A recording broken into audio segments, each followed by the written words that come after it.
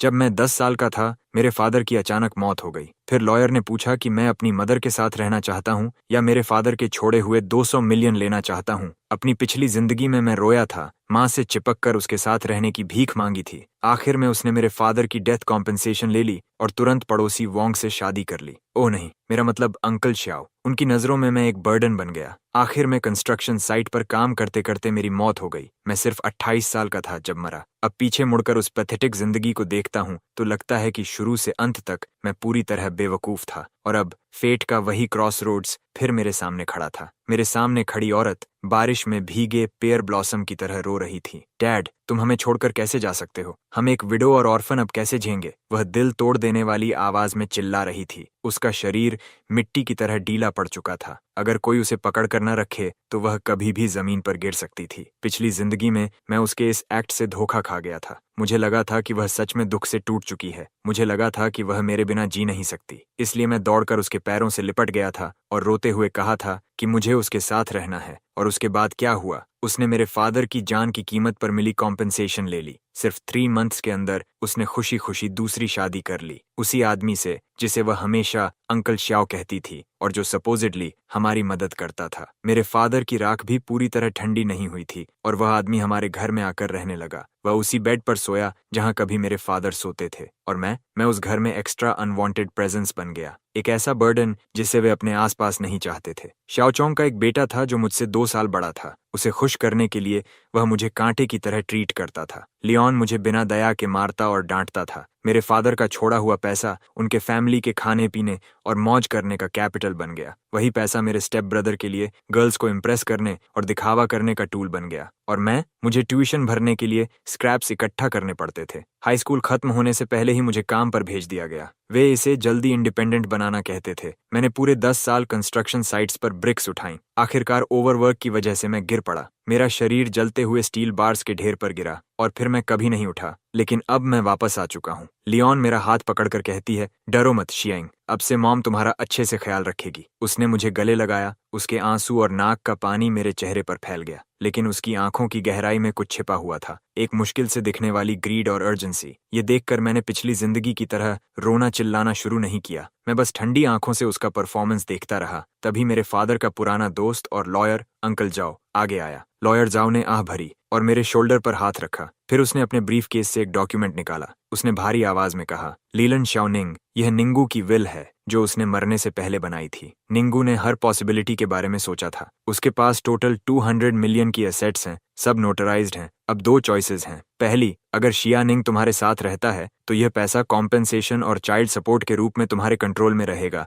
जब तक शाओनिंग एडल्ट नहीं हो जाता। यह सुनते ही लीलन की ब्रीदिंग तेज हो गई। उसकी आंखों में डरावनी चमक आ गई। वह विल को घूरने लगी। दूसरी, अगर शियानिंग तुम्हारे साथ नहीं रहना चाहता तो यह पैसा एक ट्रस्ट फंड में ट्रांसफर होगा जिसे मैं मैनेज करूंगा। शियानिंग को उस पर पूरा कंट्रोल मिलेगा और तुम्हें एक भी पैसा नहीं मिलेगा। पूरा माहौल अचानक जम गया। सबकी नजरें मुझ पर टिक गईं, एक 10 साल के बच्चे पर। लीलन का शरीर स्टिफ हो गया। वह डिसबिलीफ में लॉयर जाओ को देखने लगी, जैसे कह रही हो, तुम ऐसा ऑप्शन कैसे दे सकते हो? फिर उसने तुरंत हार्ट ब्रोकन एक्सप्रेशन बनाया और मुझे कसकर गले लगा लिया। लॉयर, आप ऐसी बात कैसे कर सकते हैं? मैं अपने बेटे को कैसे छोड़ सकती हूँ? शानिंग ही मेरी पूरी जिंदगी है। वह जोर जोर से रोई, लेकिन उसी समय उसने मेरी आर्म जोर से पिंच की। मेरे कान के पास झुककर उसने जहरीली आवाज में फुसफुसाया, निंग, अगर एक गलत वर्ड बोला ना तो तुझे मार डालूंगी। तू मेरा बेटा है, तेरा पैसा मेरा पैसा है। पिछली जिंदगी में उसके ये वर्ड्स सुनकर मैं डर से कांप गया था। जब उसने कहा था, माम तुम्हारे बिना नहीं जी सकती, तब मैं इमोशनल भी हो गया था।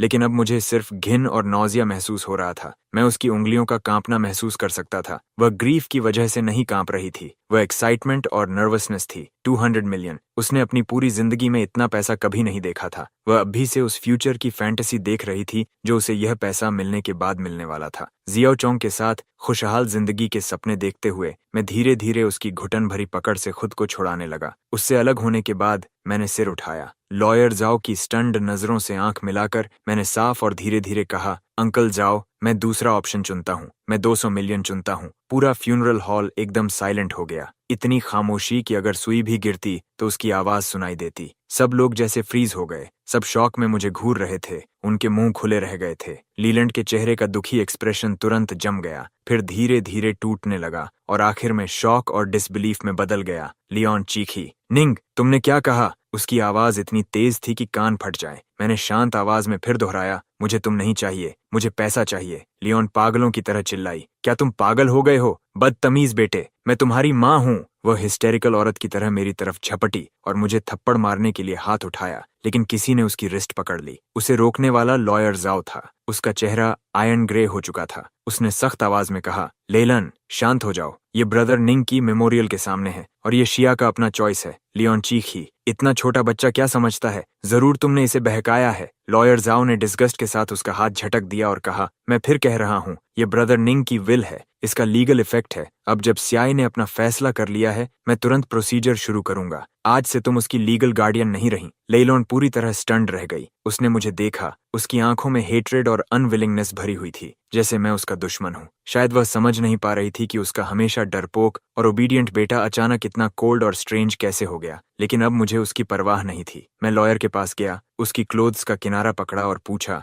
अंकल जाओ, क्या डैड पहले से सब जानते थे? लॉयर जाओ का शरीर हल्का सा कांपा। वह नीचे झुका और लंबे समय तक मेरी आंखों में देखता रहा। काफी देर बाद उसने दर्द भरी आवाज में सिर हिलाया और कहा, तुम्हारे फादर बहुत स्मार्ट आदमी थे, वह तुमसे बहुत प्यार करते थे। ये सुनते ही मेरी आंखें लाल हो गईं। हाँ, मेरे डैड बहुत स्मार्ट थे। वह लीलन की फिकलनेस कैसे नहीं समझते, लेकिन उन्होंने सब साइलेंटली सहा ताकि मुझे एक कंप्लीट फैमिली मिल सके। जब उन्हें टर्मिनल इलनेस का पता चला और समय कम बचा, तभी उन्होंने मेरे लिए यह एस्केप रूट तैयार किया। पिछली जिंदगी में मैं कितना बेवकूफ था। मैंने खुद अपने फादर के आखिरी प्यार को बर्बाद कर दिया था, लेकिन इस जिंदगी में मैं वही गलती दोबारा नहीं करूंगा। मैंने 200 मिलियन चुना। आखिर में रिलेटिव्स लियोन को वहां से घसीट कर ले गए। जाते समय उसकी आंखों में जो पॉइजनस हेट्रेड थी, मैंने उसे अपने दिल में हमेशा के लिए याद कर लिया। लेकिन मुझे फर्क नहीं पड़ा। जिस पल मैंने अपना फैसला लिया, उसी पल हमारे बीच का मदर सन बॉन्ड खत्म हो गया। अब सिर्फ हेट्रेड बची थी। लॉयर जाओ मेरा गार्डियन बन गया। वह एक ऑनेस्ट और रिलायबल इंसान था। डैड के फ्यूनरल के बाद वह मुझे अपने घर ले गया। उसने मुझे एक लंबी इन्वेस्टमेंट लिस्ट दिखाई। उसने कहा, ये सब प्रोजेक्ट्स हैं जिन्हें तुम्हारे डैड और मैंने उनकी मौत से पहले रिसर्च किया था। लेकिन मैंने सीधे आखिरी पेज खोला। अंकल जाओ, पहले वाले सारे सेल कर दीजिए। वह चौंक गया। मेरी उंगली लिस्ट पर कुछ छोटे और अननोटिस्ड नेम्स पर जाकर रुकी। सारा पैसा इन कंपनीज में डाल दीजिए। लॉयर जाओ कंफ्यूज्ड होकर बोला, बाकी का क्या? ये कैसी कंपनीज हैं? मैंने इनके बारे में कभी नहीं सुना। शिया, इन्वेस्टिंग कोई मजाक नहीं है। मैंने उसकी आंखों में देखकर पूछा, अंकल जाओ, क्या आप मेरे डैड पर ट्रस्ट करते हैं? वह एक पल के लिए चुप रह गया, फिर तुरंत बोला, ऑफ कोर्स करता हूँ। मैंने धीरे से कहा, तो इस बार मुझ पर भी भरोसा कीजिए। डैड ने मुझे यह सब ड्रीम में बताया था। मेरे पास यही वीक एक्सक्यूज था। लेकिन लॉयर जाओ मेरी आंखों में देखता रहा। वे आंखें किसी 10 साल के बच्चे जैसी नहीं थीं। वे बहुत काम थीं। पता नहीं क्यों, लेकिन उसने बिना ज्यादा सोचे सिर हिला दिया। उसे नहीं पता था कि जिन कुछ नेम्स पर मैंने उंगली रखी थी, वे इसी साल पूरी दुनिया को हिला देंगे। वे दुनिया की सबसे बड़ी बिजनेस जायंट्स बनने वाली थीं और मैं उनके पीछे छिपा सबसे मिस्टीरियस शेयर होल्डर बनने वाला था। सारी तैयारियां करने के बाद मैं पूरी तरह रिलैक्स हो गया। मैंने अपनी जिंदगी के लिए एक बिल्कुल नया गोल तय किया, लाई फ्लैट। हाँ, बस पड़े रहो। पिछली जिंदगी में मैंने खुद को काम करते करते मार डाला था। इस जिंदगी में मैं अंकल और आंटी की तरह जीना चाहता था। मैंने लॉयर जो से कहा कि मेरे लिए सबसे अच्छा प्राइवेट स्कूल ढूंढे, पढ़ाई में मेहनत करने के लिए नहीं, बस अच्छे एनवायरनमेंट के लिए। और वहाँ के कैफेटेरिया का खाना बहुत स्वादिष्ट था। मैंने वर्कआउट करना शुरू किया, किसी और वजह से नहीं, बस ताकि बाद में मेरे 8 पैक एब्स और एक वी लाइन हो। मुझ पर कपड़े अच्छे लगे। मैंने चाइना की 8 मेजर क्विजीन्स पढ़ना शुरू किया। मैंने खुद अपनी अल्कोहल बनाना सीखा। बाद में मैंने यह काम लॉयर जो को सौंप दिया। उसने मेरे लिए एक प्रोफेशनल टीम तैयार की। उसका लीडर ओल्ड वू नाम का आदमी था, एक वॉल स्ट्रीट एलीट। मैंने उसे उसकी सैलरी से 3 गुना ज्यादा देकर अपने पास बुलाया। मेरे पास उसके लिए सिर्फ एक रिक्वायरमेंट थी, मुझे परेशान मत करो, अपने काम खुद संभालो। अगर संभाल नहीं सकते तो कंपनी को बैंकरप्ट होने दो। उस समय ओल्ड वू ने मुझे जिस नजर से देखा था, जैसे किसी अमीर परिवार के बिगड़े बेटे या किसी बेवकूफ लैंडलॉर्ड को देख रहा हो, लेकिन फिर भी उसने ईमानदारी से मेरे ऑर्डर्स पूरे किए और इस तरह मेरी जिंदगी बॉस जैसी बन गई। बॉस, चीयर कंपनी का स्टॉक प्राइस फिर से 3 गुना हो गया। हमने 5 बिलियन कमा लिए। समझ गया। जब मैं बुधा जंप्स ओवर द वॉल पर रिसर्च कर रहा हूँ, तब मुझे डिस्टर्ब मत करो। बॉस, एली कंपनी जल्द ही पब्लिक होने वाली है। हमारे ओरिजिनल शेयर्स की वैल्यू 100 बिलियन से ज्यादा होने की उम्मीद है। समझ गया। मैंने जो नई राइस वाइन बनाई है उसका टेस्ट करके बताऊं। बॉस, पिछली बार आपने जो जमीन कैजुअली खरीदी थी, सरकार उसे नए डिस्ट्रिक्ट का सेंट्रल बिजनेस डिस्ट्रिक्ट बनाने वाली है। उसकी कीमत 100 गुना बढ़ चुकी है। ओल्ड वो धीरे धीरे मेरी लेड बैक हालत का आदी हो गया। उसने तो प्रोएक्टिवली उन अनइम्पोर्टेंट बिजनेस डील्स को भी फिल्टर करना शुरू कर दिया जिनकी वैल्यू कुछ बिलियन थी, और मैं कोस्टिंग की राह पर और भी आगे बढ़ता गया। मेरे नाम के नीचे की वेल्थ स्नोबॉल की तरह तेजी से बढ़ती गई, लेकिन नंबर्स मेरे लिए सुन्न हो चुके थे। मुझे सिर्फ इस बात की परवाह थी कि खुद को और ज्यादा कंफर्टेबल कैसे बनाऊं। मैं टॉप बिलियनर सर्कल्स के बीच एक मिस्टीरियस लेजेंड बन गया। कोई नहीं जानता था कि मैं कौन हूं। लोग सिर्फ इतना जानते थे कि एक मिस्टीरियस मिस्टर निंग है जिसकी दौलत किसी देश के बराबर है, लेकिन जो शायद ही कभी दिखाई देता है, बिल्कुल ऐसे ड्रैगन की तरह जो सिर दिखाता है लेकिन पूंछ नहीं। फिर मैं 18 साल का हुआ और एक औरत प्रकट हुई जिसने मेरी शांत कोस्टिंग लाइफ को तोड़ दिया। श्याओ वनचिन, मेरी फॉर्मर फियांसे। श्याओ वनचिन और मेरी एंगेजमेंट मेरे ग्रैंडफादर द्वारा तय की गई चाइल्डहुड बिट्रोथल थी। मेरे पिता के गुजरने के बाद हमारा परिवार गिरावट में चला गया और फिर इस शादी की बात किसी ने नहीं उठाई, लेकिन किसी ने उम्मीद नहीं की थी कि मेरे पिता की छोड़ी हुई इनहेरिटेंस 10 साल बाद फर्मेंट होकर एक विशाल बिजनेस एम्पायर बन जाएगी। हालांकि मैंने जानबूझकर लो प्रोफाइल रखा था, फिर भी निंग फैमिली की वापसी ने श्याओ फैमिली का ध्यान खींच लिया। इसलिए मेरे 18वें बर्थडे पर ओल्ड मास्टर श्याओ अपनी प्रेशियस ग्रैंडडॉटर को लेकर आया। वह लोग सालों पुराने मैरिज कॉन्ट्रैक्ट को पूरा करने के बहाने हमारे दरवाजे पर आए। पहली बार मैंने शिया वानिन को लॉयर शो के घर के लिविंग रूम में देखा। उसने एक टेस्टफुल व्हाइट स्कर्ट सूट पहन रखा था। उसके लंबे बाल बड़ी सावधानी से पीछे पिन्ड अप थे। उसके चेहरे पर हल्का लेकिन डेलिकेट मेकअप था। खूबसूरत, हाँ, लेकिन बिल्कुल आइसबर्ग की तरह, ऐसी ठंडक छोड़ती हुई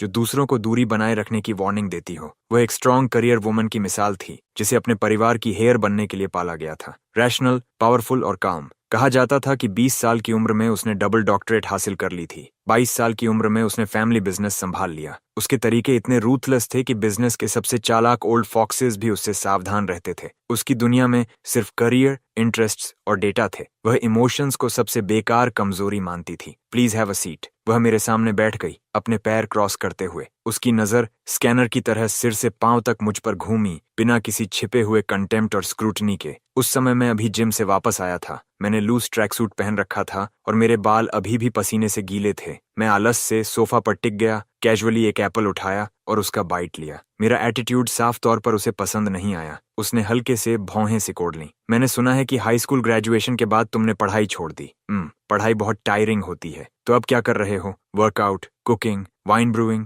और आराम से लेटने का सबसे कंफर्टेबल तरीका रिसर्च कर रहा हूँ, मैंने ईमानदारी से जवाब दिया। यंग वाइन के मुंह का एक कोना मॉकिंग स्माइल में मुड़ गया। तो तुम बस एक निकम्मे प्लेबॉय हो, तुम ऐसा समझ सकती हो? मैंने बेपरवाही से कंधे उचका दिए। उसने ठंडी हंसी छोड़ी। उसकी आंखों में तिरस्कार और गहरा हो गया। निंगी, चलो एक दूसरे से सीधी बात करते हैं। ये मैरिज अरेंजमेंट ग्रैंडपा का एक मजाक था। इसे सीरियसली लेने की जरूरत नहीं है। जो आदमी मुझसे, शिया वानकिन से शादी करेगा, वह ऐसा स्ट्रांग पर्सन होना चाहिए जो मेरे साथ शोल्डर टू शोल्डर खड़ा हो सके, न कि ऐसा निकम्मा जो सिर्फ खाना पीना और मौज करना जानता हो। तो फिर? मैंने दिलचस्पी से उसे देखा। इसलिए मैं उम्मीद करती हूँ कि तुम खुद जाकर मेरे ग्रैंडपा से बात करोगे और इस एंगेजमेंट को खत्म कर दोगे। उसने कमांडिंग टोन में कहा। कॉम्पेंसेशन के तौर पर मैं तुम्हें एक रकम दे सकती हूँ, या हमारी कंपनी में तुम्हारे लिए एक आरामदायक जॉब अरेंज कर सकती हूँ। मेरे मुंह में मौजूद एप्पल लगभग बाहर निकल गया। मुझे पैसे देगी और मेरे लिए जॉब अरेंज करेगी? क्या उसे पता है कि जिस शिया ग्रुप पर उसे इतना गर्व है, वह मेरी एसेट्स का एक छोटा सा हिस्सा भी नहीं है? मैंने उसके लॉफ्टी और कॉन्डिसेंडिंग बिहेवियर को देखा और अचानक मुझे ये मजेदार लगा। पिछली जिंदगी में मेरे पास उससे आमने सामने मिलने का भी हक नहीं था, लेकिन इस जिंदगी में वह मेरे सामने बैठी थी, चैरिटेबल टोन में बात करते हुए मुझे कॉम्पेंसेशन ऑफर कर रही थी। मैंने अपना मुंह पोंछा और मुस्कुराते हुए कहा, फाइन। शिया वानकिंग एक पल के लिए स्टन्ड रह गई, जैसे उसे उम्मीद नहीं थी कि मैं इतनी आसानी से मान जाऊंगा। तुम्हें कैसी कॉम्पेंसेशन चाहिए? उसने फिर वही आईसी एक्सप्रेशन अपना लिया। मुझे न पैसे चाहिए और न कोई पोजीशन। मैं खड़ा हुआ और उसके पास चला गया। नीचे झुककर मैंने उसके कान में फुसफुसाया। उसने इंस्टिंक्टिवली पीछे हटने की कोशिश की, लेकिन उसका शरीर जम गया। मैं उसकी परफ्यूम की तेज खुशबू महसूस कर सकता था। मैंने अपनी आवाज धीमी कर ली, इतनी कि सिर्फ हम दोनों सुन सकें। मैं चाहता हूं कि तुम खुद जाकर अपने ग्रैंडफादर से कहो कि तुम मेरे निंग निंग के लायक नहीं हो। श्याओ वेंग की प्यूपल्स अचानक सिकुड़ गईं। शायद अपनी पूरी जिंदगी में उसने कभी इतने एरोगेंट शब्द नहीं सुने थे। उसने मुझे धक्का देकर दूर किया और अचानक खड़ी हो गई। उसका खूबसूरत चेहरा गुस्से से लाल हो गया। निंग निंग, एहसान फरामोश मत बनो। रिस्पेक्ट इंसान खुद कमाता है, दूसरे उसे देते नहीं हैं। मैं वापस सोफा पर बैठ गया और अपने पैर क्रॉस कर लिए। मिस श्याओ, सबसे पहले मुझे नीचे तुमने ही देखा था, है ना? वह ऊपर से मुझे घूरती रही। तुम जैसे लोग अमीर परिवार में पैदा होने के अलावा और क्या कर सकते हो? पूरा दिन बेकार घूमना, खाना और मरने का इंतजार करना। तुम में और पैरासाइट में क्या फर्क है? फर्क ये है कि मैं ऐसा करके खुश हूँ। मैंने अपने हाथ फैला दिए। मेरी जिंदगी में फैसले मैं खुद करता हूँ, कुछ लोगों की तरह नहीं जो प्रिसीजन मशीन की तरह जीते हैं। यहाँ तक कि खुशी और गुस्से में भी गेन्स और लॉसेस कैलकुलेट करते रहते हैं। मेरी बात साफ तौर पर उसकी दुखती रग पर लगी थी। उसका चेहरा कुछ और फीका पड़ गया। उसने अपनी मुट्ठियां भींच लीं। अलग रास्ते, कोई कॉमन गोल्स नहीं। मैं खुद एंगेजमेंट खत्म कर दूंगी। आज के बाद हम एक दूसरे के कुछ नहीं लगते। इतना कहने के बाद वह मुड़ी और बिना पीछे देखे चली गई। उसकी वह प्राउड फिगर बिल्कुल ऐसे थी जैसे कोई हारा हुआ लेकिन झुका न हुआ व्हाइट स्वान। लॉयर शाओ स्टडी रूम से चिंतित चेहरे के साथ बाहर आए। क्या तुमने बहुत इम्पल्सिव होकर काम नहीं किया? कैपिटल में शाओ फैमिली का काफी इन्फ्लुएंस है। अंकल शाओ, चिंता मत कीजिए, एंगेजमेंट खत्म करने की बात उसी ने की थी। ऐसा नहीं है कि मैंने उसे भगा दिया। और फिर जो इंसान अपनी शादी तक डिसाइड नहीं कर सकता वह ज्यादा कुछ हासिल नहीं कर पाएगा। मैंने उस दिशा की तरफ देखा जहां शाओ वन किंग गायब हुई थी। मेरी आंखों में कोई लहर नहीं थी। पिछली जिंदगी में वह आसमान में टंगा हुआ चांद थी। मेरे पास उसकी तरफ देखने का भी हक नहीं था। लेकिन इस जिंदगी में मेरी नजर में वह सिर्फ अपने फैमिली में फंसी हुई एक दयनीय इंसान है। मैं इस बात का इंतजार कर रहा हूं कि उसके चेहरे पर तब कैसा डेवस्टेटेड एक्सप्रेशन होगा। वह जरूर दिलचस्प होगा। एंगेजमेंट का यह तूफान जल्दी ही शांत हो गया। शाओ वन किंग ने अपना वादा निभाया। कुछ ही दिनों में शाओ फैमिली ने ऑफिशियली एंगेजमेंट खत्म होने का अनाउंसमेंट कर दिया। मैं इस शांति और सुकून से खुश था। मैं अपनी लेड बैक जिंदगी में वापस लौट गया। ओल्ड वू का फोन अब भी हर दिन समय पर बजता था, ये रिपोर्ट करने के लिए कि मैंने कितने और स्मॉल गोल्स हासिल कर लिए हैं। मेरी पर्सनल वेल्थ इतनी बढ़ चुकी थी कि अब मैं उसका हिसाब लगाने की भी परवाह नहीं करता था। लेकिन फिर भी मैं हर दिन कुछ दर्जन बक्स वाले ट्रैक सूट पहनता था और एक साधारण कम्यूटर कार चलाकर जिम और वेजिटेबल मार्केट के बीच आता जाता रहता था।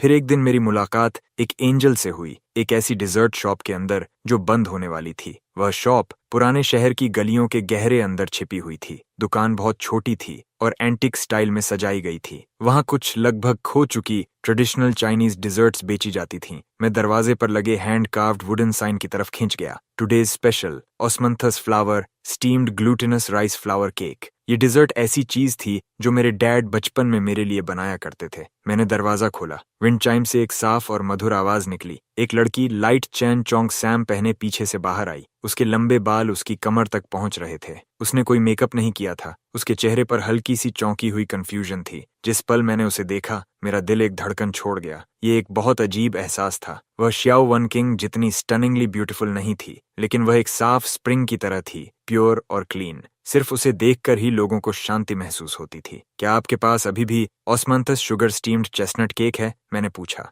मेरी आवाज थोड़ी भारी लग रही थी। लड़की एक पल के लिए स्टन्ड रह गई। फिर उसने एक जेंटल स्माइल दिखाई, जैसे किसी झील पर स्प्रिंग ब्रीज गुजर रही हो और पानी में हल्की लहरें उठ रही हों। हाँ है, कृपया बैठ जाइए, मैं अभी आपके लिए लेकर आती हूँ। उसकी आवाज भी बहुत प्लेजेंट थी, सॉफ्ट और स्वीट। मैं खिड़की के पास एक सीट पर जाकर बैठ गया। थोड़ी देर बाद वह एक प्लेट में डेलिकेट पेस्ट्रीज लेकर आई और मेरे सामने रख दी। चेस्टनट केक्स छोटे प्लम ब्लॉसम्स की शेप में बने हुए थे, जिनके ऊपर क्रिस्टल क्लियर ऑस्मांथस शुगर लगी थी और उनसे टेम्पटिंग स्वीट फ्रेग्रेंस निकल रही थी। मैंने एक पीस उठाया और मुंह में रखा। यही टेस्ट है, बिल्कुल वैसा ही जैसा मेरे डैड बनाया करते थे। मेरे दिल की गहराई से एक गर्म एहसास उठा। मेरी आंखें सच में थोड़ी नम हो गईं। कैसा है? अच्छा है। लड़की मेरे सामने बैठ गई, अपने हाथों पर ठुड्डी टिकाकर मुझे ईगर एंटिसिपेशन के साथ देख रही थी। मैंने सिंसियरली कहा, इसका स्वाद बिल्कुल मेरे डैड जैसा है। सच में? उसकी आंखें चमक उठीं। इस डिजर्ट की रेसिपी मुझे मेरी ग्रैंडमदर से मिली थी। वह कहती थीं कि आजकल बहुत कम लोग इसे बनाते हैं। तुम्हारी ग्रैंडमदर जरूर अमेजिंग इंसान रही होंगी। उसने गर्व से अपना छोटा सा सीना फुला लिया। मेरा नाम शिन यूचू है। ये शॉप मेरी है। और आपका? मेरा नाम निंग ई है। हम पुराने दोस्तों की तरह बातें करने लगे। बातों बातों में मुझे पता चला कि वह एक लंबे कुलिनरी ट्रेडिशन वाले परिवार से आती है। उसके एंसेस्टर्स इंपीरियल शेफ्स थे। वह बचपन से इन ट्रेडिशनल क्राफ्ट्स के बीच बड़ी हुई थी। उसे बड़ी कंपनीज की 9 to 5 जिंदगी पसंद नहीं थी, इसलिए उसने खुद यह छोटी सी शॉप खोली, सिर्फ इसलिए ताकि इन खूबसूरत फ्लेवर्स को आगे बढ़ा सके। उसकी वैल्यूज हैरान करने वाली हद तक मेरी जैसी थीं। हम दोनों स्लो पेस लाइफ पसंद करते थे और ट्रेडिशनल कल्चर के लिए हमारे अंदर लगभग स्टबर्न पैशन था। उस दोपहर मैं उस छोटी डिजर्ट शॉप में बैठा उसके साथ बहुत देर तक बातें करता रहा। सनलाइट कर्टन से होकर उसके ऊपर गिर रही थी। उसे एक गोल्डन हेलो दे रही थी। मैं उसकी स्पार्कलिंग आइज को देखता रहा जब वह बोलती थी और उस एडोरेबल स्माइल को जो अनजाने में उसके चेहरे पर आ जाती थी। मेरे दिल के किसी कोने में ऐसा लगा जैसे कुछ भर गया हो। मुझे अचानक महसूस हुआ कि मेरा दिल जो रीबर्थ के बाद कठोर हो गया था, मैं हर दिन वहां जाने लगा बिना एक भी दिन छोड़े। कभी उसकी बनाई नई डिजर्ट खाने के लिए, कभी उसके हाथ की बनी टी पीने के लिए, लेकिन ज्यादातर समय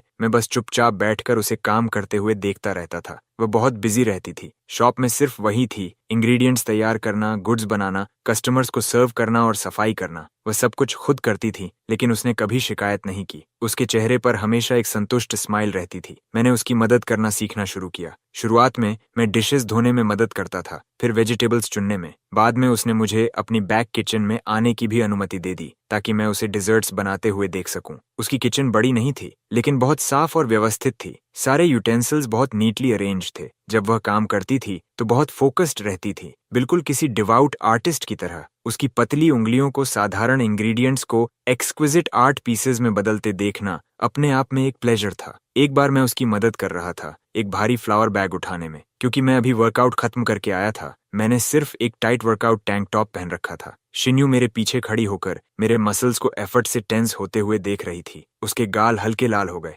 निंगी, तुम्हारी बॉडी बहुत अच्छी है। मैंने बैग नीचे रखा, मुड़ा और जानबूझकर अपना चेस्ट फुला लिया। टच करना चाहोगी? मुझे लगा वह शर्मा कर भाग जाएगी, लेकिन उसने सच में अपना हाथ बढ़ा दिया। उसकी फिंगर टिप्स थोड़ी ठंडी थीं और उनमें ग्लूटिनस राइस की हल्की मीठी खुशबू थी। उसने धीरे से मेरे एब्स की ग्रूव्स को छुआ। फर्म। वह ऐसे दिख रही थी जैसे उसने कोई नई दुनिया खोज ली हो। उसकी आंखें बड़ी और गोल हो गईं। मेरा शरीर तुरंत टेंस हो गया। गर्मी की एक लहर मेरे अब्डोमेन से सीधे सिर तक पहुंच गई। मैंने 2 जिंदगियां जी थीं और यह पहली बार था जब किसी लड़की ने मुझे इस तरह टीज किया था। उसका इनोसेंट और क्यूरियस एक्सप्रेशन देखकर मुझे समझ नहीं आया कि हंसूं या रोऊं। मैंने उसका बेचैन छोटा हाथ पकड़ लिया। उसका हाथ बहुत सॉफ्ट था, जैसे उसमें हड्डियां ही न हों। मैंने अपनी आवाज धीमी की और उसके कान के पास झुक गया। उसका चेहरा तुरंत लाल हो गया, बिल्कुल पके हुए एप्पल की तरह। उसने जल्दी से अपना हाथ पीछे खींच लिया, मुड़ी और बैक किचन से भाग गई। उसकी भागती हुई फिगर को देखकर मैं खुद को हंसने से रोक नहीं पाया। ये लड़की सच में बहुत अडोरेबल थी। हमारी रोज की बातचीत के दौरान हमारा रिश्ता धीरे धीरे और गर्म होने लगा। हमारे पास एंडलेस कॉमन टॉपिक्स थे, फूड से लेकर वाइन मेकिंग तक, कुंगू ओपरा से लेकर गुचिन तक। मुझे लगा वह किसी ट्रेजर की तरह है जो हमेशा मुझे नए सरप्राइजेस देती रहती है। वह गुइंग बजा सकती थी, इंक वॉश पेंटिंग्स बना सकती थी और यहाँ तक कि अपना खुद का रूज भी बना सकती थी। वह बिल्कुल किसी एंशिएंट टाइम्स से समय पार करके आई मेड सर्वेंट जैसी लगती थी, जिसके पूरे शरीर से क्लासिकल चार्म निकलती हो। मैं हर दिन उससे मिलने का इंतजार करने लगा, उसकी स्माइल देखने का, उसे बैंटर करने का, उसके उन छोटे अनकॉन्शियस मूवमेंट्स को देखने का। मैंने तो यह सोचना भी शुरू कर दिया था कि अगर आने वाले दिनों में वह हर दिन मेरे साथ रहे तो शायद वह इतना बुरा नहीं होगा। मैंने उसकी डिजर्ट शॉप को एक स्पेशल नेम दिया, माई जेड किचन, और उसने मुझे एक निकनेम दिया, द लाइंग डाउन लैंडलॉर्ड। वह कहती थी कि मैं पूरा दिन कुछ नहीं करता, बस यहाँ रेंट कलेक्ट करने आता हूँ और उसके बनाए सबसे अच्छे डिजर्ट्स खा जाता हूँ। मुझे पता था कि हमारे बीच बस एक पतली पेपर लेयर बाकी है और उस लेयर को तोड़ने वाली चीज एक एक्सीडेंट थी। उस दिन एक रिच सेकंड जनरेशन लड़का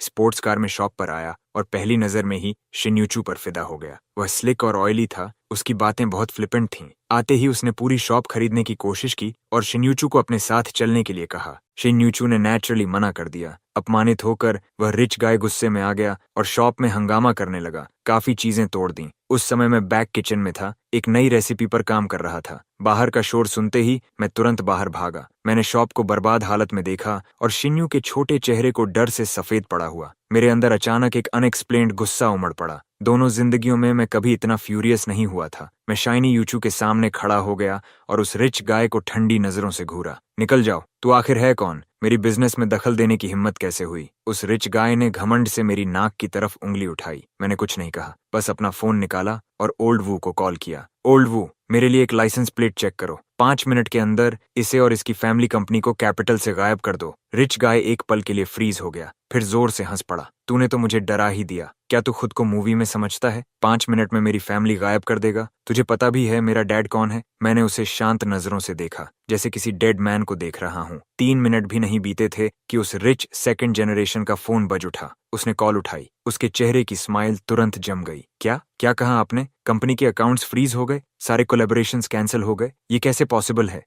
हमने किसे ऑफेंड कर दिया? उसकी आवाज डर से कांप रही थी। आखिर में वह धड़ाम से घुटनों पर गिर पड़ा। फोन उसके हाथ से छूट गया। उसने सिर उठाकर मुझे ऐसे देखा जैसे मैं कोई मॉन्स्टर हूं। उसके होंठ कांप रहे थे। वह एक शब्द भी नहीं बोल पाया। अब निकल सकते हो, मैंने शांत आवाज में कहा। वह घबरा कर बाहर भाग गया। उसने अपनी फ्लैशी स्पोर्ट्स कार तक की परवाह नहीं की। शॉप फिर से शांत हो गई। शिन्यूचू मुझे देख रही थी। उसकी खूबसूरत आंखों में शौक और एडमिरेशन की हल्की चमक थी। तुम मैं मुड़ा और उसे टेंडरनेस से देखा। मैंने उसके चेहरे पर बचे आंसुओं के निशान पोंछ दिए। डरने की जरूरत नहीं है, मैं यहाँ हूँ। इतना कहने के बाद मैंने उसके रिएक्शन का इंतजार नहीं किया। मैंने सिर झुकाया और उसके हल्के ठंडे होंठों को चूम लिया। शिन्यू के होंठ उतने ही सॉफ्ट थे जितना मैंने सोचा था। उनमें ऑस्मंथस कैंडी जैसी मिठास थी। वह पहले डरे हुए फॉन की तरह स्टिफ हो गया, फिर धीरे धीरे रिलैक्स हुआ और क्लमजिली जवाब देने लगा। किस बहुत हल्की और शैलो थी, फिर भी उसने मेरे दिल को इलेक्ट्रिक करंट की तरह झकझोर दिया। काफी देर बाद मैंने अनिच्छा से उसे छोड़ा। उसने सिर नीचे कर लिया। उसका चेहरा इतना लाल था जैसे उससे खून टपक पड़ेगा, और वह मेरी तरफ देखने की हिम्मत नहीं कर पा रहा था। शिन्यू, मैंने उसका चेहरा अपने हाथों में लिया और उसे मेरी आंखों में देखने पर मजबूर किया। फिर सीरियसली कहा, क्या तुम मेरी गर्लफ्रेंड बनोगी? उसने अपने होंठ काटे। उसकी लंबी आई लैशेज बटरफ्लाई विंग्स की तरह कांप रही थीं। काफी देर बाद उसने आखिरकार मॉस्कीटो की हम जितनी धीमी आवाज में धीरे से कहा, यस। मैं किसी इडियट की तरह मुस्कुराने लगा। मैंने उसे कसकर अपनी बाहों में भर लिया। ऐसा महसूस हुआ जैसे पूरी दुनिया मेरी हो गई हो। 2 जिंदगियां जीने के बाद पहली बार मुझे समझ आया कि दिल की धड़कन तेज होने का मतलब क्या होता है, हैप्पीनेस क्या होती है। वह मेरी बाहों में मंबल करने लगा, अभी तुम बहुत डरावने लग रहे थे। क्या मैंने तुम्हें डरा दिया? तुम सिर्फ एक फोन कॉल से किसी कंपनी को बैंकरप्ट कर सकते हो। मिंग, तुम आखिर हो कौन? मैंने उसकी साफ और इनोसेंट आंखों को देखा और समझ गया कि अब मैं उससे यह छुपा नहीं सकता। मैंने कहा था ना, मैं बस एक लेड बैक लैंड ओनर हूँ। मैंने उसकी नाक फ्लिक की। बस मेरे पास बहुत सारी जमीन है। मैंने उसे अपनी कहानी सिलेक्टिवली बताई। ऑफ कोर्स मैंने रिबर्थ का सीक्रेट नहीं बताया। मैंने सिर्फ इतना कहा कि मेरे फादर ने मेरे लिए बहुत बड़ी इनहेरिटेंस छोड़ी थी। मैंने उस पैसे से कुछ इन्वेस्टमेंट्स किए और थोड़ा बहुत पैसा कमा लिया। शिन्यू ने पलकें झपकाईं। थोड़ा बहुत पैसा? ऐसा पैसा जो 5 मिनट में एक कंपनी को बैंकरप्ट कर दे? कितना थोड़ा? मैंने कुछ पल सोचा और उसकी समझ के हिसाब से कहा, शायद तुम्हारी डिजर्ट शॉप जैसी tens of thousands dessert shops में खरीद सकता हूँ। शाइनी यूचू ने हैरानी से सांस खींची। उसने कुछ देर उंगलियों पर गिनती की, फिर शौक से मुझे देखा। तुम 100 बिलियनर हो? मैंने सिर हिलाया। वह चुप हो गया। मेरे दिल में हल्की बेचैनी हुई। मुझे डर था कि हमारे बीच की यह बड़ी वेल्थ गैप उसे पीछे हटने पर मजबूर कर देगी, लेकिन मुझे उम्मीद नहीं थी कि वह इतनी देर तक चुप रहेगा। अचानक उसने सिर उठाया और बहुत सीरियस एक्सप्रेशन के साथ मुझे देखा। निंगी, ध्यान से सुनो। आज से तुम्हारा पैसा मेरा पैसा है और मेरा पैसा अभी भी मेरा पैसा रहेगा। मैं एक पल के लिए स्टन्ड रह गया, फिर जोर से हंस पड़ा। मैंने उसे उठाकर कई बार घुमा दिया। ठीक है, जैसा तुम कहो। My Yashan Fang ancestral hall. वह घूमने से चकरा गया था, बस मेरी गर्दन पकड़कर सिल्वर बेल जैसी हंसी छोड़ रहा था। मुझे पता था कि मैंने गलत इंसान नहीं चुना। मैं शिन यूचू से प्यार करता हूँ, उसके ऊपर लगे फू फैमिली के हेलो से नहीं। शिन यूचू के साथ रहने के बाद मेरी लेड बैक लाइफ रंगीन और जीवंत हो गई। हम साथ में नए डिजर्ट्स रिसर्च करते, साथ में नई वाइन्स बनाते। वह मुझे सुबह के मार्केट में घसीट ले जाता, सिर्फ 1 सेंट के लिए बार्गेन करने, और वेंडर से बहस करते करते उसका चेहरा लाल हो जाता। मैं उसे मिशेलिन 3 स्टार रेस्टोरेंट्स में खाना खिलाने ले जाता, दुनिया भर की क्विजीन्स टेस्ट करवाता। उसे मेरे एब्स छूना पसंद था। वह कहती थी कि वे वॉशबोर्ड जैसे फील होते हैं। मुझे उसका एडम्स एप्पल किस करना पसंद था और उसके चीक्स को शिवर से लाल होते देखना अच्छा लगता था। हम बिल्कुल हर प्यार में पड़े कपल की तरह थे। Sweet nights. Lao Wu complain करता था कि वह हर दिन डॉग फूड खाकर मरने वाला है। बॉस, ये हंगयू ग्रुप का एक्विजिशन केस है, आपके सिग्नेचर चाहिए, वहां रख दो। पहले मैं तुम्हारे लिए रॉक शुगर पेयर बनाता हूँ। बॉस, ये यूरोपियन रॉयल बैंक्वेट का इनविटेशन है। जब लाओ वू ने प्रेसिडेंट श्याओ का नाम लिया तो उसने सावधानी से मेरी तरफ देखा। मेरा हाथ एक पल के लिए रुक गया। श्याओ वन किंग।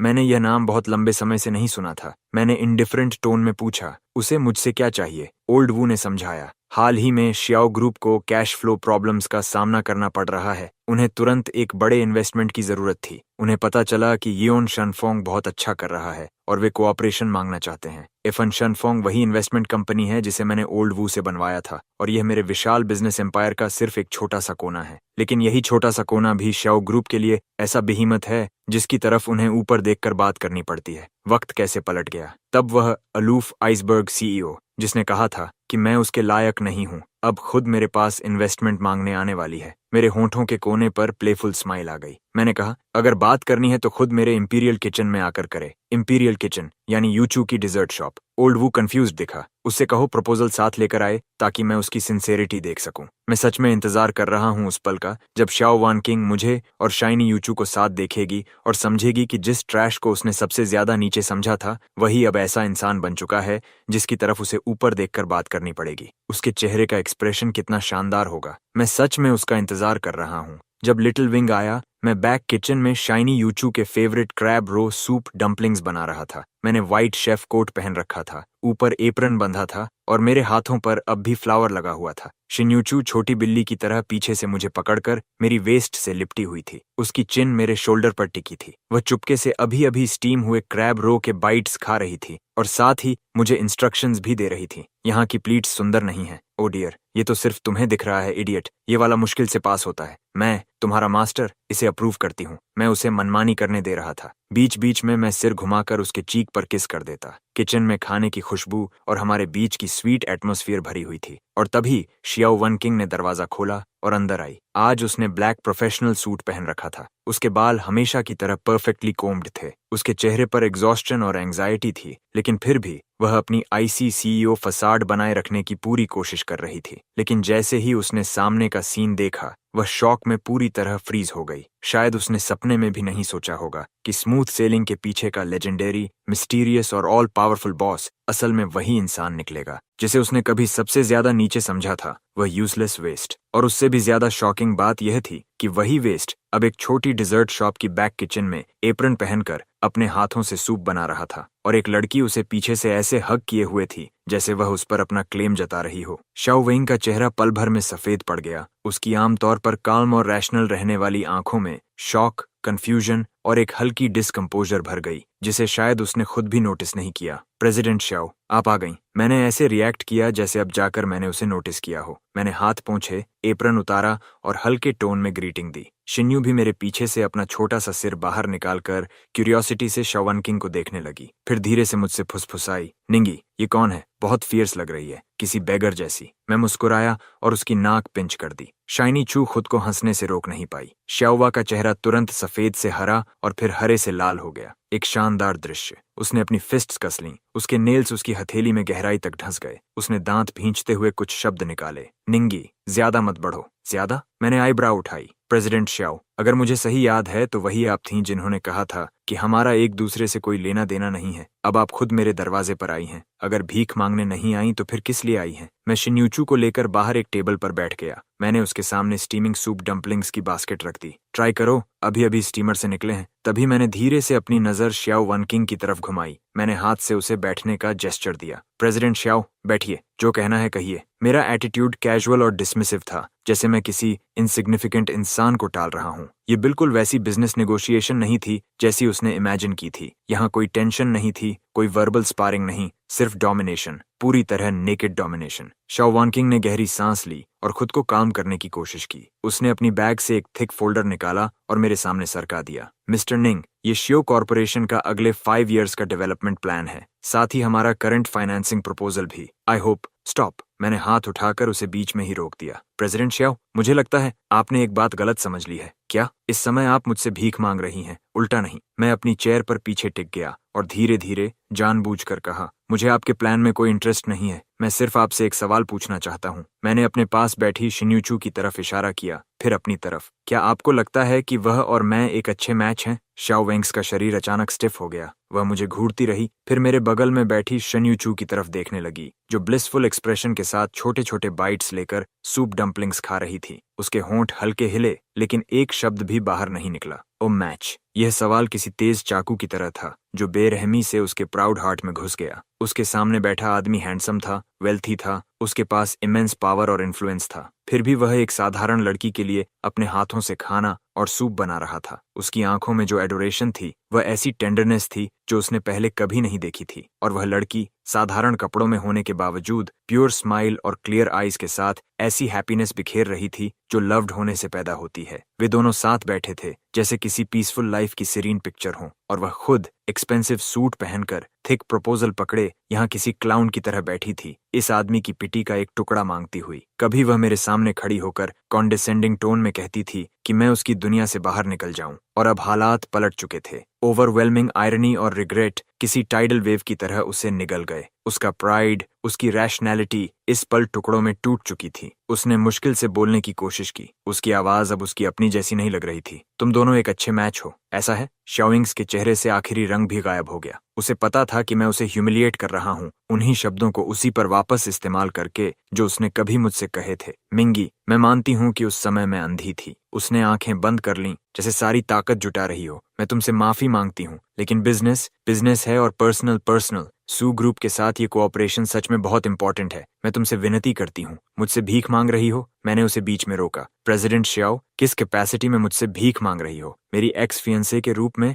या एक डिफीटेड ओपोनेंट की तरह? शिन्यूचू ये सब सुनकर पूरी तरह कंफ्यूज थी, लेकिन उसने समझदारी से बीच में कुछ नहीं कहा। बस चुपचाप मेरे बोल में एक छोटा स्टीम्ड बन डाल दिया, फिर अपनी क्लियर आईज से साइलेंटली मेरा सपोर्ट करती रही। यही छोटा सा जेस्चर शियो विंग्स की सारी डिफेंसेस तोड़ गया। उसने हमारे बीच उस वर्डलेस अंडरस्टैंडिंग को देखा, वह इंटीमेसी जो हमारे खून में बस चुकी थी, ऐसी चीज जिसे वह कभी हासिल नहीं कर सकती थी। वह हमेशा सोचती थी कि वह करियर के पिनेकल और सुप्रीम पावर का पीछा कर रही है, लेकिन आज पहली बार उसे एहसास हुआ कि जब वह मैसेस से बहुत ऊपर खड़ी थी तब उसका दिल कितना एम्प्टी और कोल्ड था। उसने पूरी दुनिया जीत ली थी, लेकिन उस एक इंसान को खो दिया था। निंगी, उसने फिर कहा। उसकी आवाज अब आंसुओं से भर चुकी थी। इसे मेरी विनती समझ लो, ओके? वह रो पड़ी। हमेशा अलूफ और आइस जैसी कोल्ड रहने वाली श्याओ वन किंग सच में रो रही थी। आंसू उसके डेलिकेट चीक से बहते हुए उसके प्राउड प्रपोजल पर गिर रहे थे, जिस पर पानी के धब्बे फैलते जा रहे थे। मैं उसे चुपचाप देखता रहा। मेरे दिल में प्लेजर का एक कतरा भी नहीं था, सिर्फ इंडिफरेंस। पिछली जिंदगी में शायद मैं उसके आंसुओं से पिघल जाता, शायद सॉफ्ट हो जाता, लेकिन अब नहीं। मैंने वह प्रपोजल उठाया बिना देखे ही और सीधे बगल के ट्रैश कैन में फेंक दिया। प्रेसिडेंट श्याओ, मैं खड़ा हुआ और ऊपर से उसे देखते हुए कहा, मैं तुम्हें एक और बात बता दूं, मुझे ऐसी कंपनी एक्वायर करने में कोई इंटरेस्ट नहीं है जो बैंक्रप्सी के किनारे खड़ी हो, खासकर तब जब उस कंपनी की ओनर तुम हो। इतना कहकर मैंने उसकी तरफ दोबारा नहीं देखा। मैंने शिन्यू का हाथ पकड़ा और किचन की तरफ मुड़ गया। मेरे पीछे शियो वन किंग के अनकंट्रोलेबल हार्ट ब्रोकन सॉब्स की आवाज गूंज रही थी। मुझे पता था कि आज के बाद इस औरत का प्राइड मेरे हाथों से पूरी तरह टूट चुका है, और यह सिर्फ शुरुआत थी। शियो वन किंग पूरी तरह डेवस्टेटेड होकर चली गई। मैंने उसके बाद उसके साथ क्या हुआ इस पर ज्यादा ध्यान नहीं दिया, क्योंकि मेरे दरवाजे पर उससे भी ज्यादा डिस्गस्टिंग इंसान आ चुका था। लाइलोन, मेरी बायोलॉजिकल मदर। उसे पता नहीं कैसे शिन्यो की डिजर्ट शॉप का पता चल गया था और उसने सीधे एंट्रेंस पर आकर रास्ता रोक लिया। 10 साल बीत चुके थे। वह काफी बूढ़ी लगने लगी थी और बहुत ज्यादा थकी हुई दिख रही थी। वह औरत जिसने कभी अपना चार्म बनाए रखा था, अब उसकी आंखों के आसपास रिंकल्स आ चुके थे और बालों में सिल्वर स्ट्रीक्स दिख रही थीं। उसने सस्ते मार्केट स्टॉल वाले कपड़े पहन रखे थे। उसका चेहरा फिलिस्टोन, कनिंग और कैलकुलेशन से भरा हुआ था। एक नजर में समझ आ रहा था कि इन सालों में वह और जियाओ चोंग अच्छी हालत में नहीं रहे। पिछली जिंदगी में उन्होंने मेरे फादर का पैसा पागलों की तरह उड़ाया था। जियाओ चोंग गैम्बलिंग का एडिक्ट भी बन गया था। जल्द ही उन्होंने सब कुछ बर्बाद कर दिया। इस जिंदगी में बिना मेरे फादर के पैसे के शायद उनकी हालत और भी खराब थी। जैसे ही उसने मुझे देखा, वह सीधे मेरी तरफ झपट्टी। वही उसका हमेशा वाला रोना धोना शुरू हो गया। जो कहना है कहो, मैंने ठंडी आवाज में कहा। नहीं तो बस रोती रहो। ठीक है, तुम अपनी मदर से ऐसे बात कैसे कर सकते हो? मॉम जानती है कि तुम अब भी उससे नाराज हो, लेकिन उस समय मॉम की भी मजबूरियां थीं। तुम्हारे अंकल शाओ और मैंने इन सालों में बहुत कुछ सहा है। उसे बिजनेस में स्कैम कर दिया गया और वह भारी कर्ज में डूब गया। अब तो हमारे पास खाने के लिए भी पैसे नहीं हैं। शाल्वी, अब तुम सफल हो चुके हो। तुम अपनी मदर को ऐसे इग्नोर नहीं कर सकते। उसने आंसू पोंछे और विक्टिम बनने का नाटक शुरू कर दिया। वह घुटनों पर बैठने ही वाली थी। मैंने भौहें सिकोड़ लीं।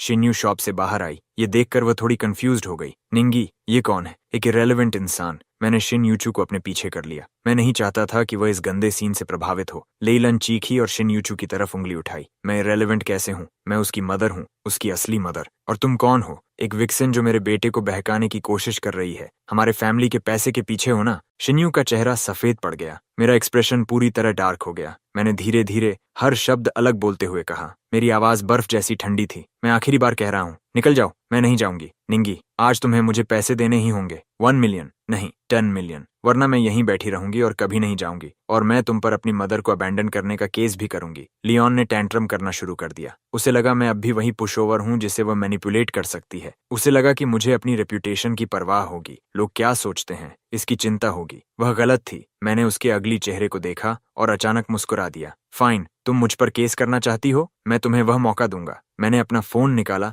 और फिर ओल्ड वू को कॉल किया। ओल्ड वू, कैपिटल की सबसे अच्छी लॉ फर्म ढूंढो और सबसे बड़े मीडिया आउटलेट से भी कांटेक्ट करो। मैं प्रेस कॉन्फ्रेंस करने वाला हूँ। थीम होगी मैं और मेरी बायोलॉजिकल मदर, इन सालों का हिसाब साफ करते हुए। लियोन फ्रीज हो गई। उसे उम्मीद नहीं थी कि मैं उसकी धमकी से डरूंगा नहीं, उल्टा मैं सब कुछ पब्लिक करने वाला था। तुम ऐसा करने की हिम्मत नहीं करोगे, उसने बिना कॉन्फिडेंस के कहा। देख लेना। मैंने फोन रख दिया और स्नीर किया। लियोन, शायद तुम भूल गई हो कि 10 साल पहले मैंने क्या चूज किया था। 10 साल पहले मैं पैसे के लिए सब कुछ छोड़ सकता था और 10 साल बाद भी मैं सिर्फ थोड़ी शांति के लिए तुम्हारी रेप्यूटेशन बर्बाद कर सकता हूँ। तुम्हें शो करना पसंद है ना? मैं तुम्हें उससे भी बड़ा स्टेज दूंगा जिस पर तुम पूरा अभिनय कर सको। माय आईज उसे ऐसे देख रही थीं जैसे वह कोई डेड थिंग हो। लियोन मेरी नजरों से कांप उठी। आखिरकार उसे एहसास हुआ कि उसके सामने खड़ा बेटा अब वह इंसान नहीं रहा जिसे वह कंट्रोल कर सके, वह एक डेविल था। आखिरकार लेलोन इतना प्रेशर सह नहीं पाई और शर्मिंदगी में वहां से भाग गई। दुनिया आखिरकार शांत हो गई। निंगी, शिन्यूचू ने चिंता से मेरा हाथ पकड़ा।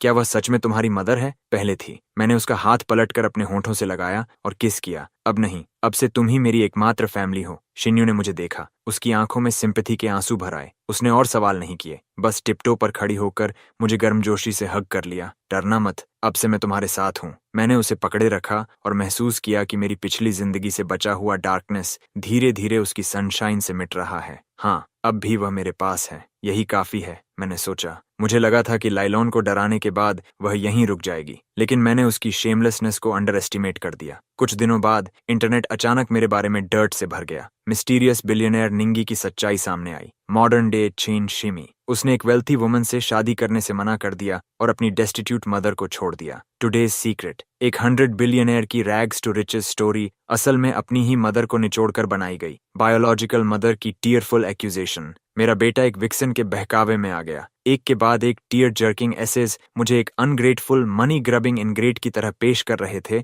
जो ब्यूटी के जादू में अंधा हो चुका था, जबकि लीलन को एक लॉन्ग सफरिंग पुअर मदर की तरह दिखाया गया जिसे उसके बेटे ने छोड़ दिया। और शिन्यूचू, नेचुरली वह विक्सन बन गई जिसने हमारे मदर सन बॉन्ड को तोड़ दिया। कुछ कैंडिड फोटोज भी थीं जिनमें मैं और शिन्यूचू सड़क किनारे डाइनर में खाना खा रहे थे। पब्लिक ओपिनियन पूरी तरह एक्सप्लोड हो गया। अनगिनत नेटाइजन्स जिन्हें सच नहीं पता था उन फैब्रिकेटेड स्टोरीज से भड़क गए और मेरे खिलाफ पागलों जैसी ऑनलाइन अटैक शुरू कर दी। पहली बार मेरा नाम इस तरह ट्रेंडिंग टॉपिक्स में पहुंचा। कुछ लोग तो हद से भी आगे चले गए। उन्होंने शिन्यूचू की डिजर्ट शॉप डॉक्स कर दी, दुकान पर पेंट फेंका और दरवाजे पर ट्रैश डाल दिया। निंगी, मैं कोई सेडक्ट्रेस नहीं हूँ। मुझे पता है तुम ऐसी नहीं हो। डरना मत, मैं सब संभाल लूंगा। मेरी आंखों में मर्डरस इंटेंट पहले से कहीं ज्यादा गहरी हो गई। लेलन शाओचोंग, तुमने सच में मुझे गुस्सा दिला दिया। मैं तो बस तुम्हें तुम्हारी हालत पर छोड़ देना चाहता था, लेकिन तुमने उन लोगों को निशाना बनाया जिनकी मुझे सबसे ज्यादा परवाह है। तो अब मुझे रूथलेस होने के लिए दोष मत देना। मैंने ओल्ड वू से इन्वेस्टिगेशन करवाई,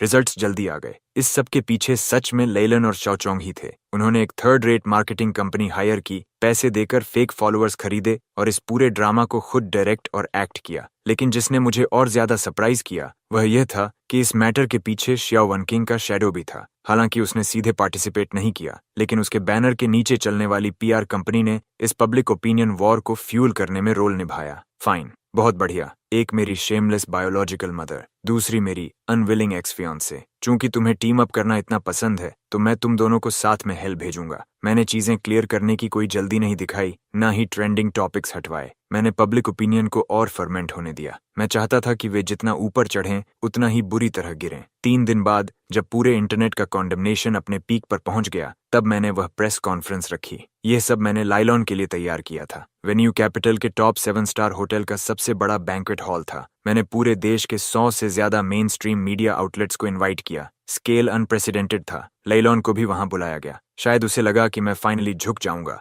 और उसे पैसे देकर मामला सेटल कर दूंगा। उसके चेहरे पर स्मग स्माइल थी। चौवानिंग भी वहां आई। वह एक इनकॉन्स्पिक्यूअस कॉर्नर में बैठी थी, ये देखने के लिए कि मैं सिचुएशन को कैसे हैंडल करूंगा। मैंने परफेक्टली फिटेड हैंडमेड सूट पहन रखा था। शिन्यो का हाथ पकड़े मैं स्टेज पर चढ़ा। शाइनी यूचू थोड़ी नर्वस थी, उसकी पाम्स पसीने से भीगी हुई थीं। मैंने उसे रीअश्योरिंग स्माइल दी। फ्लैश बल्ब्स पागलों की तरह चमकने लगे। मैंने अपना थ्रोट क्लियर किया और सामने मौजूद काउंटलेस माइक्रोफोन्स और कैमरास की तरफ देखते हुए अपनी पहली लाइन बोली, हेलो एवरीवन, मैं निंगी हूँ। आज मैंने आप सबको यहाँ एक कहानी सुनाने के लिए बुलाया है, चॉइसेस की कहानी। मैंने 10 साल की उम्र से शुरू हुई पूरी घटना एग्जैक्टली वैसे ही सुनाई जैसे वह हुई थी। मेरे फादर्स विल से लेकर लीलैंड की थ्रेट्स तक और आखिर में मेरे डिसीजन तक। मैं बहुत कामली बोल रहा था। बिना किसी इमोशन के, जैसे किसी और की कहानी सुना रहा हूँ। लेकिन पूरा वेन्यू डेड साइलेंस में डूब गया। सभी जर्नलिस्ट्स शॉक में थे। शायद उन्होंने कभी इमेजिन नहीं किया था कि ट्रूथ ऐसा होगा। एक शॉकिंग ट्विस्ट। लीलन का चेहरा पल भर में सफेद पड़ गया।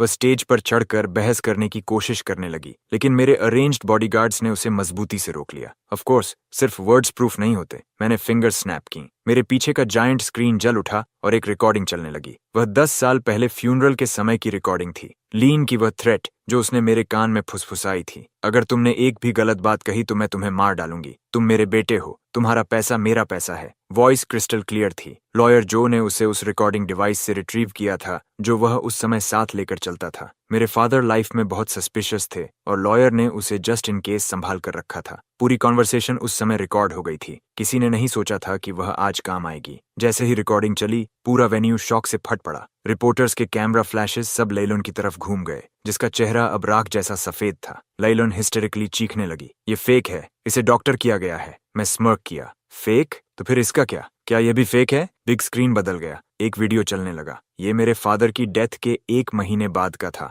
लैलान और श्याओचोंग एक अपस्केल रेस्टोरेंट में ग्लासेस उठाकर सेलिब्रेशन कर रहे थे। लॉन, मैंने कहा था ना, वह बच्चा इडियट है। वह डेफिनेटली तुम्हें चुनेगा। वह मेरा बेटा है। मैं उसे अंदर तक जानती हूँ। जैसे ही हमें वह 200 मिलियन मिल जाएगा, हम पूरी दुनिया घूमेंगे, हमारे खूबसूरत फ्यूचर के नाम। चीयर्स। वीडियो में दोनों बेहद खुश दिख रहे थे। उनकी स्माइल्स आंखें चुभने जितनी चमकदार थीं। ये वीडियो ओल्ड वू ने कुछ स्पेशल मेथड्स इस्तेमाल करके रेस्टोरेंट की सिक्योरिटी फुटेज से रिकवर किया था। एविडेंस आयरन क्लाड था। लियोन अब और डिनाई नहीं कर सकी। वह जमीन पर ऐसे गिर गई जैसे मिट्टी का ढेर हो। अभी खत्म नहीं हुआ, मैंने ठंडी आवाज में कहा। बिग स्क्रीन पर और एविडेंस आने लगे। शाओचोंग के गैम्बलिंग आईओयूज, मेरे फादर की बिलोंगिंग्स बेचने के रिकॉर्ड्स और यहाँ तक कि नेबर्स की टेस्टिमोनीज भी, जिसमें बताया गया था कि बचपन में उन्होंने मेरे साथ कैसा अब्यूज किया। एक एक चीज सामने आती गई और ट्रूथ हॉरिफाइंग होता गया। वह सो कॉल्ड लविंग मदर, वह so called hidden difficulties, undeniable facts के सामने सिर्फ एक विशाल जोक बनकर रह गए।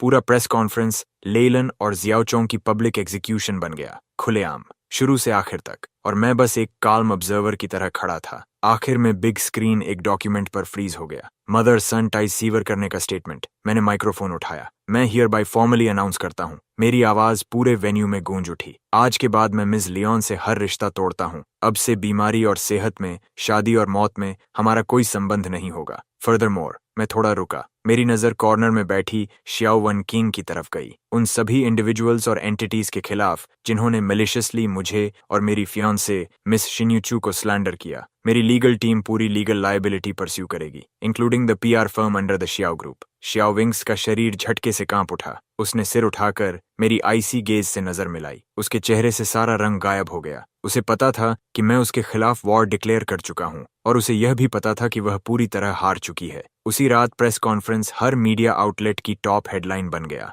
पब्लिक ओपिनियन इंस्टेंटली रिवर्स हो गया। ट्रेंडिंग टॉपिक्स हॉट सर्च पर छा गए। लीलोन और शाओचोंग सड़क के रैट्स बन चुके थे। हर कोई उन्हें पीटना चाहता था। उन्हें सिर्फ मॉरल कॉन्डेमनेशन ही नहीं बल्कि लीगल पनिशमेंट का भी सामना करना पड़ा। Fraud, child abuse, evidence forgery, इतने क्राइम्स कि वे जिंदगी भर प्रिजन में सड़ सकते थे। शिया ग्रुप भी इस मामले में फंस गया। उसके स्टॉक्स एक ही रात में 30% गिर गए। बैंक्रप्सी के एज पर खड़ी शियाओ वन कीन पागलों की तरह हर जगह मदद मांग रही थी, लेकिन हर तरफ वॉल्स से टकरा रही थी। इस समय कोई भी मुझे ऑफेंड करने की हिम्मत नहीं कर रहा था। आखिरकार उसने अबैंडनमेंट और आइसोलेशन का स्वाद चख लिया। कुछ दिनों बाद एक अनएक्सपेक्टेड पर्सन का कॉल आया। वह शियाओ वन किंग थी। उसकी आवाज अब कोल्ड नहीं थी बल्कि एग्जॉस्शन और होर्सनेस से भरी हुई थी। निंगी, मैंने तुम्हें गलत समझा था। यही उसकी पहली बात थी। मैंने तुम्हें इसलिए कॉल नहीं किया कि तुम मुझे छोड़ दो। मैं बस तुमसे एक सवाल पूछना चाहती हूँ। पूछो। अगर मैंने उस समय एंगेजमेंट कैंसिल नहीं की होती तो क्या तुम करते? नहीं। मैंने बिना हेजिटेशन के उसे इंटरप्ट किया।